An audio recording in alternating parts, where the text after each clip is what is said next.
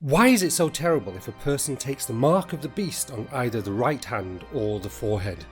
The ultimate goal of Satan is to take people away from our Heavenly Father, but as of now, we belong to Him, our Heavenly Father, especially if we seek our forgiveness from the act of His only begotten Son, Jesus. Psalms 33 verse 12 says, "Happy is the nation whose God is Yahweh, the people He has chosen as His own possession." When Jesus was nailed to the cross, He took on the whole world's sins, from generation before Him, the generations alive at that time, and the generations of the future, as well as His Father's wrath. John 1 verse 29 to 34 says this, "The next day John saw Jesus coming toward him, and said, 'Behold, the Lamb of God, who takes away the sin of the world. This is He of whom I said, After me comes a man who is preferred before me, for He was before me. I did not know Him, but that He should be revealed to Israel. Therefore I came baptizing with water.' And John bore witness, saying, 'I saw the Spirit descending from heaven like a dove, and He remained upon Him. I did not know Him, but He who sent me to baptize with water said to me, Upon whom you see the Spirit descending and remaining on Him, this is He who baptizes with the Holy Spirit. And I have seen and testified that this is the Son of God.'" There is a moment recorded when God, His Father, turned His back on His Son, Jesus, for a moment, so Jesus on the cross could feel the full weight of sin. Jesus, for the first time in His life, felt as lonely as one could possibly feel. He felt unloved. Matthew 27 verse 46. "And about the 9th hour Jesus cried out with a loud voice, saying, Eloi, Eloi, lama sabachthani?" That is, my God, why have you forsaken me?" Jesus was reacting to having His Heavenly Father turn His back upon Him on the cross, since God does not look upon sin. 2 Corinthians 5:21 says this, "God made Him, Jesus, who had no sin, to be sin for us, so that in Him we might become the righteousness of God."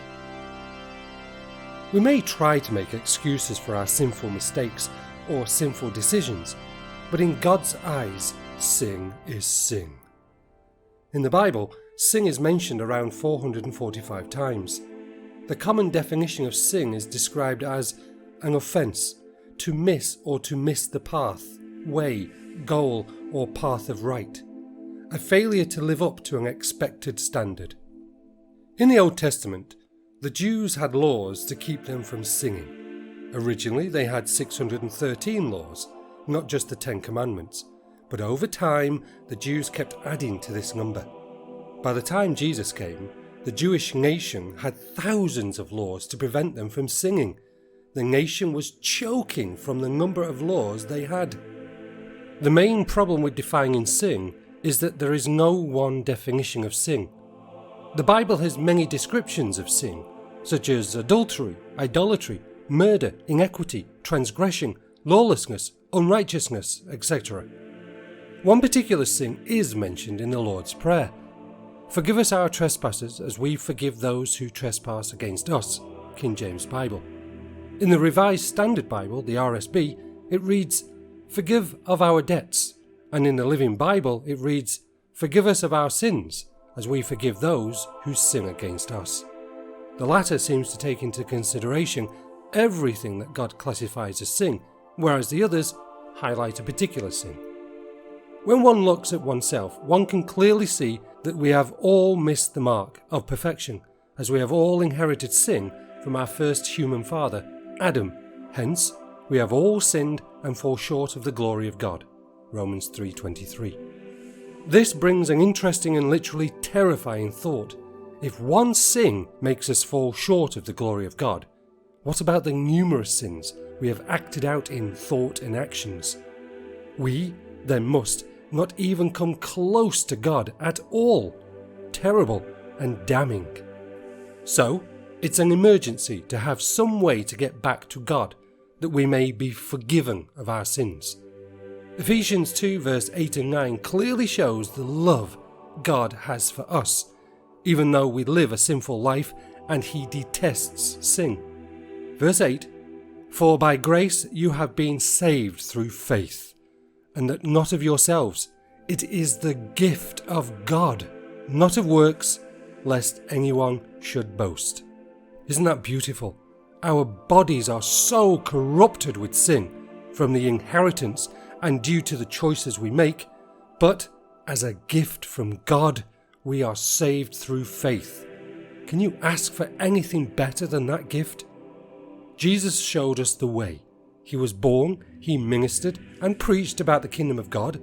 He was cruelly crucified, then He died and was buried for 3 days and 3 nights. And finally, He was resurrected into a new perfect body. On that cross of crucifixion, He bore the world's sins on His shoulders. He provided us the grace we need by taking up the mantle of our sins. We need to only accept what He did by faith. When His Heavenly Father turned His face away from His only begotten Son, Jesus didn't turn His face away from us, or why He was on the cross. It's a truly humbling thought to behold, but soon something world-changing is going to happen. As a Christian, we have the hope of being caught up to meet King Jesus in the clouds. As 1 Thessalonians 4 verse 16 and 17 says, "For the Lord Himself will descend from heaven with a shout, with the voice of an archangel, and with the trumpet of God, and the dead in Christ will rise first. Then we which are alive and remain shall be caught up together with them in the clouds, to meet the Lord in the air, and so shall we ever be with the Lord." What an amazing protector. But why? What's left behind? What will happen next? Why? Those who are taken up have been made clean in the blood of the Lamb. We have proved faithful and believed in Jesus' gospel of the kingdom of God, His crucifixion and His resurrection. We have fought our sinful nature through prayer, resilience and belief, asking God through His Son for help and guidance, always relying on them for spiritual food and protection from the evil one. Matthew 6 verse 5 to 15. What's left behind? Once those who have been snatched up or raptured, who's left? A world of unbelievers or false believers. The world will be in chaos as millions or hundreds of millions rightful, loving, God-fearing people will have been taken. The world will be asking questions. The world is ungodly as of this moment. The only time the world came this close was in the days of Noah, and only 8 people survived that cleansing of the earth. What will happen next? The whole world will look at one man, the son of sin, the son of perdition, the Antichrist. He will be the one world leader ushering a new age for mankind at that time. He will be a man of incredible influence, power and persuasion. He will be the leader of the new one world government. The world will make up stories of why millions have been taken, but there is no change in the fact the whole world will be in the hands of the devil's offspring. The world is now running a countdown timer. The world will only have 7 years to change from being ungodly to being godly and accepting Jesus as King. It's the time of the tribulation, God's wrath upon the ungodly. It's going to be hell on earth, and no one will be able to hide from God's judgments. This 7-year judgment is to show mankind that God still wants them to come to Him. If mankind accepts Him and Jesus as Saviour because of His crucifixion on the cross, they will be saved. At the 3.5-year mark of this time of the tribulation, something evil will be pushed onto the people of the earth, and in the Bible it's called the mark of the beast. As written in the book of Revelation chapter 13 verses 16 and 17, 16 says, "He causes all, both small and great, rich and poor, free and slave, to receive a mark on their right hand or on their foreheads, and that no one may buy or sell except one who has the mark or the name of the beast or the number of his name. This mark will restrict your life forever. It's a controlling mechanism, a freedom restrictor. If you say no, then you will not be able to buy or sell. If you take the mark, you will be the property of the devil, Satan. He will own you. This goes back to the beginning of the article. The ultimate goal of Satan is to take people away from our Heavenly Father. Remember Psalms 33 verse 12. Happy is the nation whose God is Yahweh, the people he has chosen as his own possession. Once you take the mark, you are saying to your Heavenly Father, Yahweh, I don't want you. I don't need you. I belong to him, Satan. You have made your final stand against the Heavenly Father, the Creator of all things, the one who gave you the gift of life. Taking the mark is not forgivable. I'll say that again. Taking the mark of the beast is not forgivable.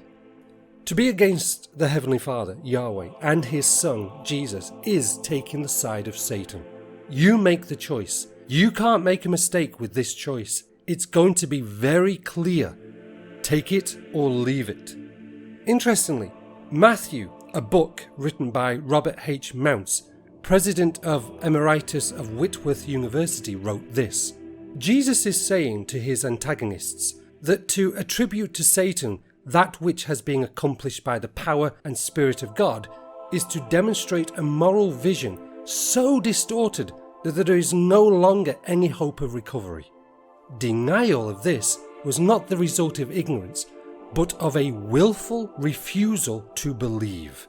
Therefore, it is unforgivable. The only sin that God is unable to forgive is the unwillingness to accept forgiveness. Thus, the unforgivable sin is a state of moral insensitivity caused by continuous refusal to respond to the overtures of the Spirit of God. What the author is saying is, by openly refusing the forgiveness of your sins, you reject God, his gift of forgiveness, and you deny his very existence. This is willfully done on the part of the sinner, whom God wants to save through Jesus' sacrifice. This becomes unforgivable in the eyes of God.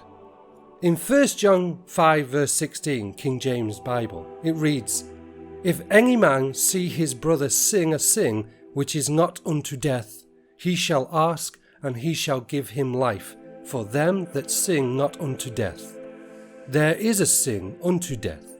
I do not say that he shall pray for it. As John states, there is a sin that God will not forgive. He will forgive an innumerable number of sins, but there is one in particular he will not forgive. This sin is egregious to God. Revelation 14 verse 9 and 10 states what God will do if you take the mark.